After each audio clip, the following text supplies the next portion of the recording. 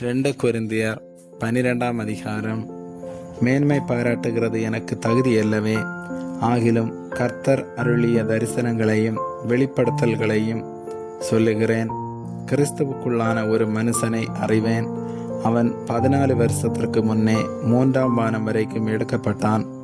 அவன் சரீரத்தில் இருந்தானோ சரீரத்திற்கு புறம்பாயிருந்தானோ அதை அறியேன். தேவன் அறிவார்.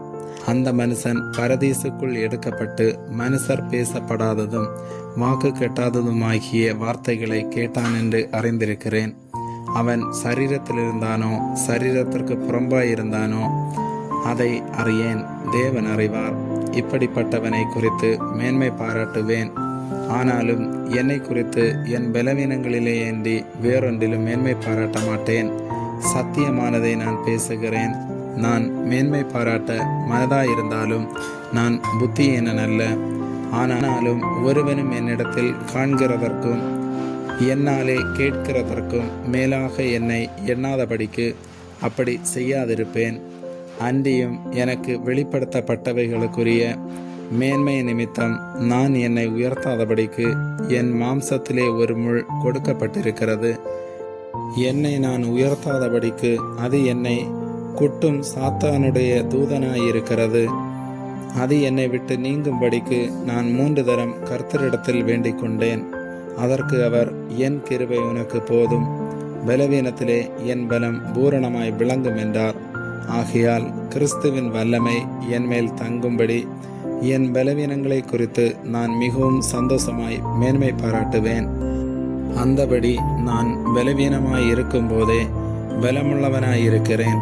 ஆகையால் கிறிஸ்துவின் நிமித்தம் எனக்கு வரும் பலவீனங்களிலும் நிந்தைகளிலும் நெருக்கங்களிலும் துன்பங்களிலும் இடுக்கண்களிலும் நான் பிரியப்படுகிறேன். மேன்மை பாராட்டி புத்தியீனனாயினேன். நீங்களே இதற்கு என்னை பலவந்தப்படுத்தினீர்கள்.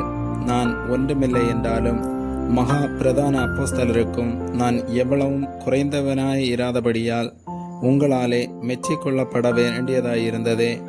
அப்போஸ்தலனுக்குரிய அடையாளங்கள் எல்லா விதமான பொறுமையோடும் அதிசயங்களோடும் அற்புதங்களோடும் வல்லமைகளோடும் உங்களுக்குள்ளே நடப்பிக்கப்பட்டதே. எதிலே மற்ற சபைகளுக்கு குறைவாய் இருந்தீர்கள்? நான் உங்களை வருத்தப்படுத்தாதிருந்ததே உங்களுக்கு குறைவு. இந்த அநியாயத்தை எனக்கு மன்னியுங்கள். இதோ உங்களிடத்திற்கு 3ஆம் தரம் வர ஆயத்தமாயிருக்கிறேன். நான் உங்களை வருத்தப்படுத்துவதில்லை. நான் உங்களுடையதை அல்ல, உங்களையே தேடுகிறேன். பெற்றாருக்கு பிள்ளைகள் அல்ல, பிள்ளைகளுக்கு பெற்றார்களே பொக்கிஷங்களை சேர்த்து வைக்க வேண்டும். ஆதலால் நான் உங்களில் எவ்வளவு அதிகமாய் அன்பு கூறுகிறேனோ அவ்வளவு குறைவாய் உங்களால் அன்பு கூறப்பட்டிருந்தாலும் மிகவும் சந்தோஷமாய் நான் உங்கள் ஆத்துமாக்களுக்காக செலவு பண்ணப்படவும் விரும்புகிறேன்.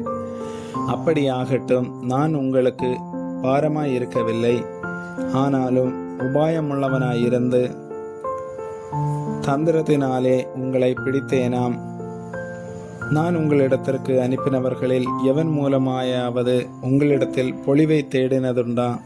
தீத்து உங்களிடத்தில் வரும்படி நான் அவனை கேட்டுக்கொண்டு அவனுடனே கூட ஒரு சகோதரனை அனுப்பினேன். தீத்து உங்களிடத்தில் ஏதாவது பொழிவை தேடினானா?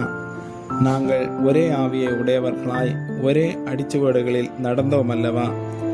நாங்கள் யோக்கியர்கள் என்று விளங்கும்படி உங்களிடத்தில் பேசுகிறோம் என்று எண்ணுகிறீர்களோ? தேவனுக்கு முன்பாக கிறிஸ்துவுக்குள் பேசுகிறோம். பிரியமானவர்களே, சகலத்தையும் உங்கள் பக்தி விருத்திக்காக செய்கிறோம்.